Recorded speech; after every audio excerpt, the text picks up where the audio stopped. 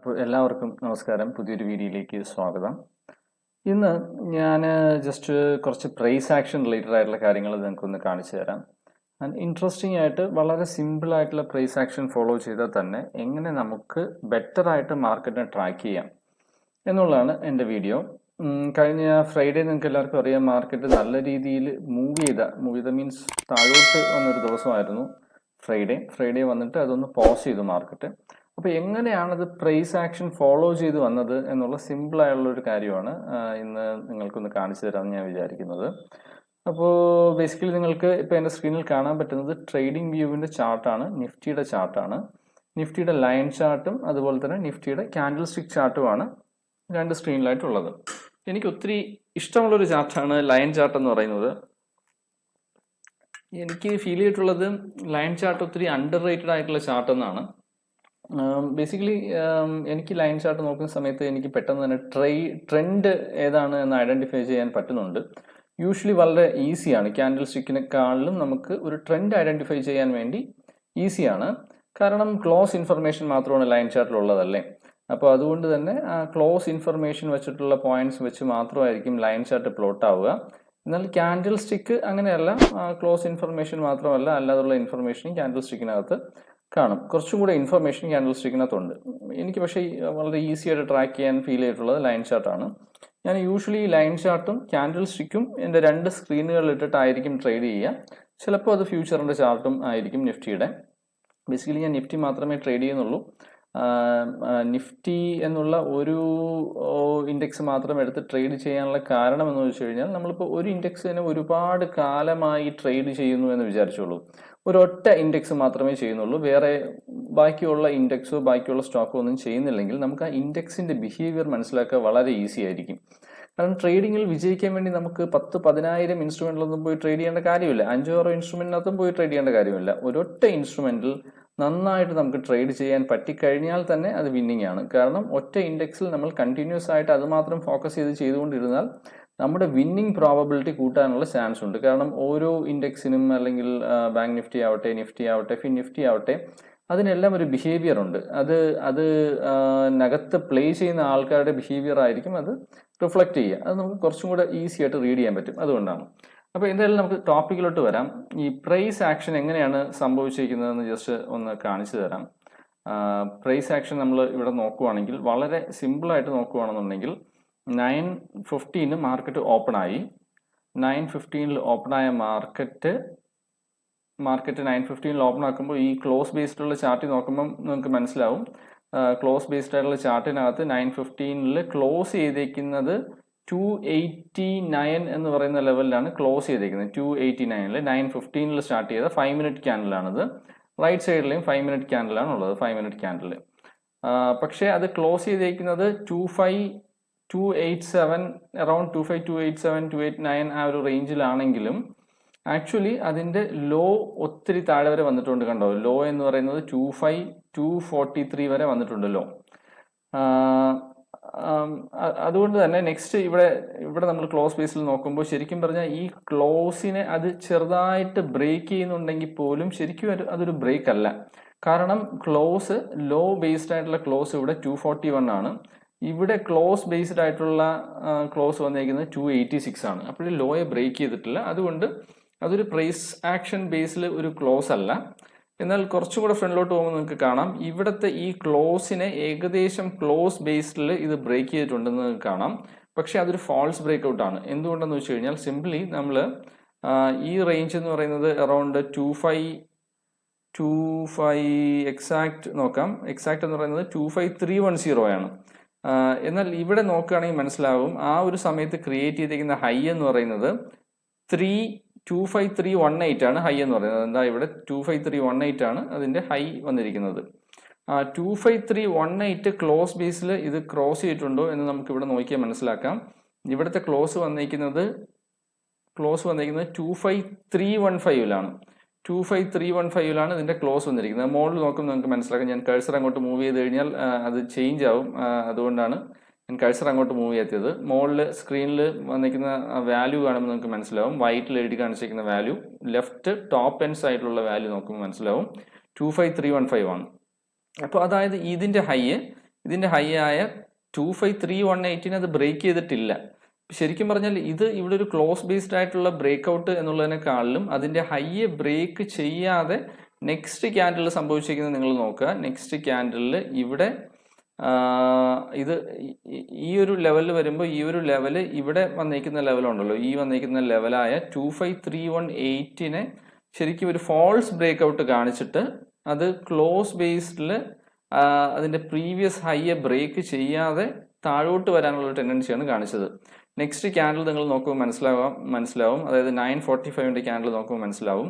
930 അതൊരു false break out തന്നിട്ട് 940 ഒരു ഫോൾസ് ബ്രേക്ക് ഔട്ട് തന്നിട്ട് 945 ഇതിൻ്റെ ഹൈയെ ബ്രേക്ക് ചെയ്യുകയാണ് ചെയ്തിരിക്കുന്നത്.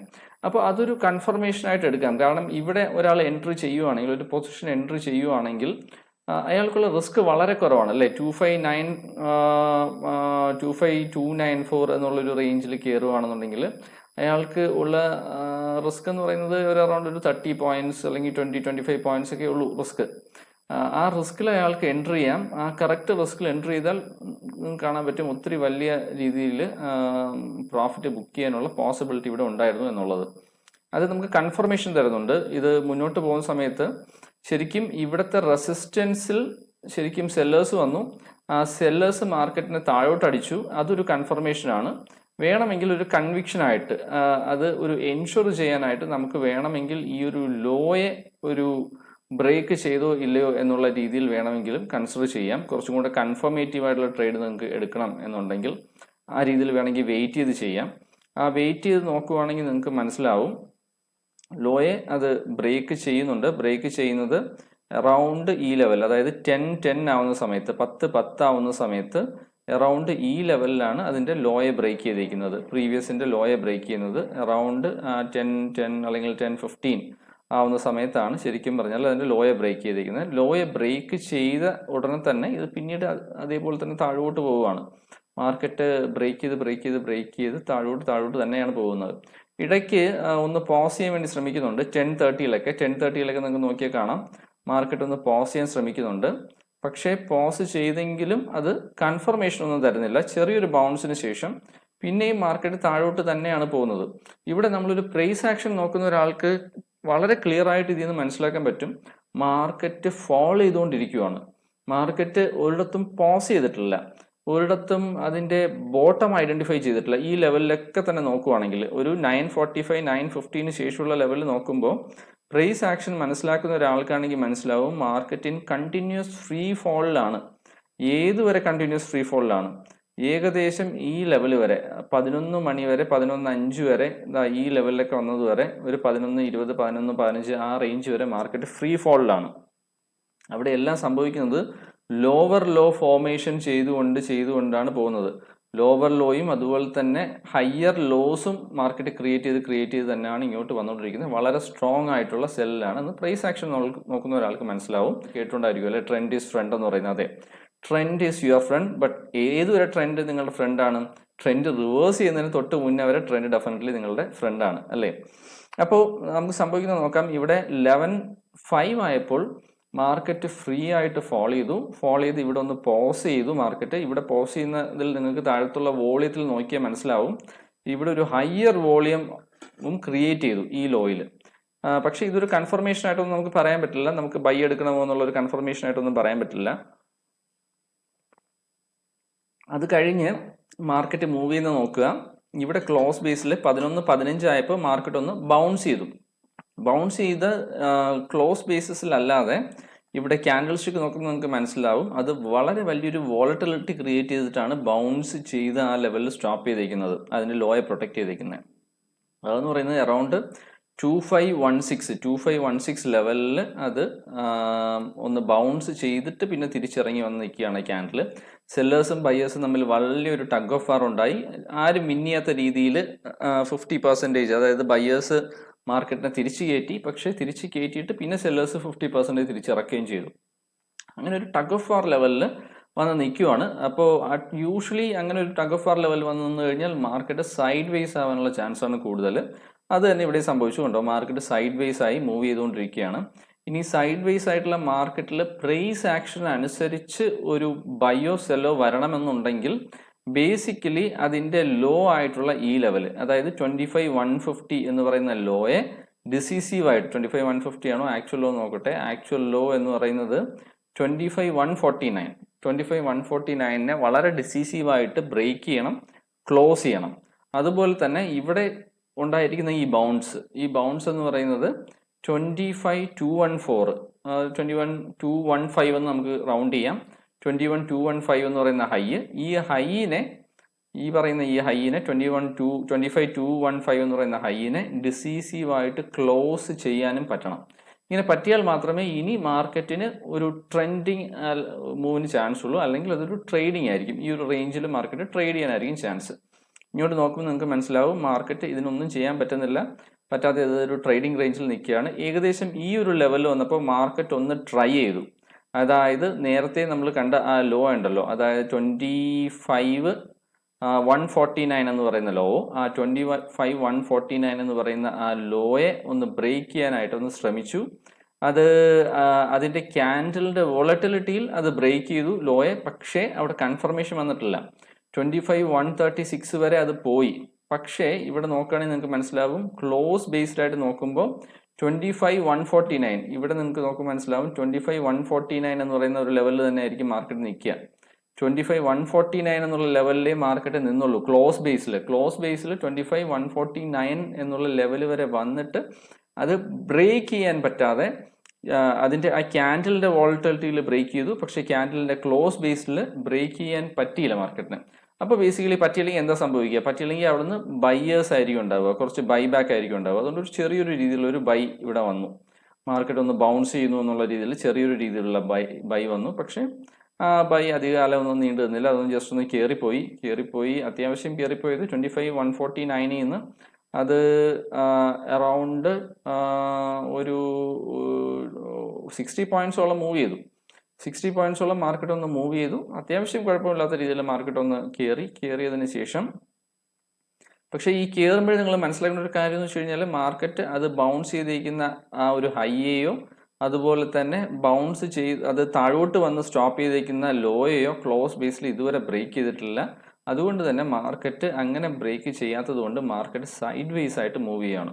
സൈഡ് വേസ് ആയിട്ട് ഇതുപോലെ സൈഡ് വേസ് ആയിട്ട് മൂവ് ചെയ്യുന്നു. കുറച്ച് ഹയർ ലോ, കുറച്ച് കയറും കുറച്ച് ഇറങ്ങും, കുറച്ച് കയറും കുറച്ച് ഇറങ്ങും എന്നുള്ള രീതിയിൽ അങ്ങനെ മൂവ് ചെയ്യുന്നു.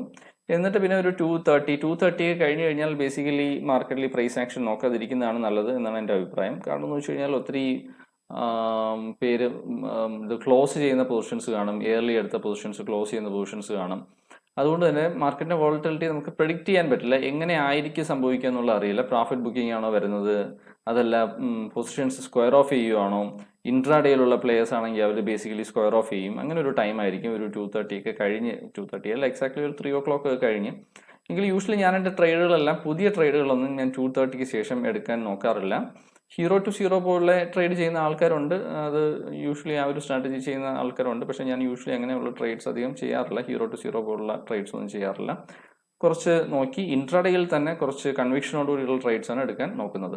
ഇപ്പോൾ ബേസിക്കലി ഇവിടെ നോക്കിയാൽ നിങ്ങൾക്ക് മനസ്സിലാവും എങ്ങനെയാണ് മാർക്കറ്റ് 9:15 മുതൽ ആ ഒരു ടൈമിൽ ട്രെൻഡ് ചെയ്ത സമയത്ത് പ്രൈസ് ആക്ഷനെ കറക്റ്റ് ഫോളോ ചെയ്ത് വന്നേക്കുന്നത്. ഇത് പ്രൈസ് ആക്ഷൻ മനസ്സിലാക്കി പോകുന്ന ആൾക്ക് മാർക്കറ്റിന്റെ ഡയറക്ഷൻ മനസ്സിലാവും, ഏത് സൈഡിൽ ട്രേഡ് ചെയ്യണം, എപ്പോൾ ബൗൺസ് വന്നു കഴിഞ്ഞാൽ കയറണം എന്നുള്ള സാധനം മനസ്സിലാവും.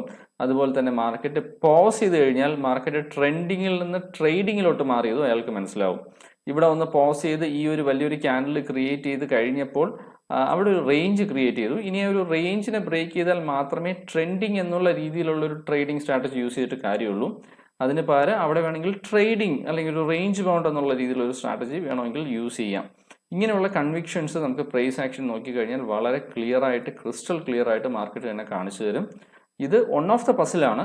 ഇതിനോടൊപ്പം പല ഡിഫറെൻറ്റ് പസിൽസ്, ഞാൻ എപ്പോഴും പറയുന്ന പോലെ ഡിഫറെൻറ്റ് പസിൽസും കൂടെ നോക്കിയാലാണ് മാർക്കറ്റിനെ പ്രോപ്പറായിട്ട് റീഡ് ചെയ്യാൻ പറ്റുക. പക്ഷേ ഇത് വളരെ ഇൻട്രസ്റ്റിംഗ് ആയിട്ടുള്ള, വളരെ പലപ്പോഴും വർക്കാവുന്ന ഒരു ഇമ്പോർട്ടൻ്റ് ആയിട്ടുള്ള ഒരു കാര്യം തന്നെയാണ് പ്രൈസ് ആക്ഷൻ എന്ന് പറയുന്നത്.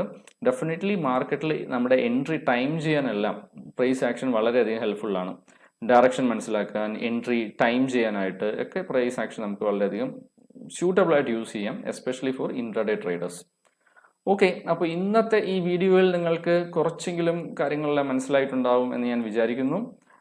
നിങ്ങൾ ഈ രീതിയിൽ ട്രേഡ് ചെയ്തിട്ടില്ല എന്നുണ്ടെങ്കിൽ ഒന്ന് നോക്കി നോക്കൂ. ഈ രീതിയിൽ ട്രേഡ് ചെയ്യുന്ന ഒരുപാട് ആൾക്കാരുണ്ട്. നിങ്ങൾ ഇതുവരെ ആ രീതിയിൽ മാർക്കറ്റിനെ ഒന്ന് അപ്രോച്ച് ചെയ്തിട്ടില്ലെങ്കിൽ നോക്കി നോക്കൂ. ഡെഫിനറ്റ്ലി നിങ്ങളുടെ ട്രേഡിംഗ് പ്രോബബിലിറ്റി വളരെ വലിയ രീതിയിൽ ചേഞ്ച് ആവും. നിങ്ങൾക്ക് പതിയെ പതിയെ മാർക്കറ്റിൽ നല്ലൊരു രീതിയിലുള്ള ഒരു എഡ്ജ് ക്രിയേറ്റ് ചെയ്യാൻ പറ്റും. ഞാൻ നേരത്തെ പറഞ്ഞ പോലെ ഇത് മാത്രമല്ല, മറ്റു പല പസിൽസുകളും കൂടെ ചേർത്ത് വെച്ച് മാർക്കറ്റിനെ വായിക്കാൻ നോക്കുക. ഡെഫിനറ്റ്ലി മാർക്കറ്റ് റീഡബിൾ ആണ്. മാർക്കറ്റിൽ മാനിപ്പുലേഷൻസ് ഉണ്ട്. ഡെഫിനറ്റ്ലി ആ മാനിപ്പുലേഷൻസിനെ നമുക്ക് ഐഡന്റിഫൈ ചെയ്യാൻ പറ്റും. ഇനിയുള്ള പുതിയ പുതിയ വീഡിയോകളിൽ അതിനെപ്പറ്റി കൂടുതൽ നമുക്ക് സംസാരിക്കാം. അപ്പോൾ ഇന്നത്തേക്ക് ബൈ ബൈ. ഇനി നല്ലൊരു വീഡിയോയുമായി ഉടനെ കാണാം.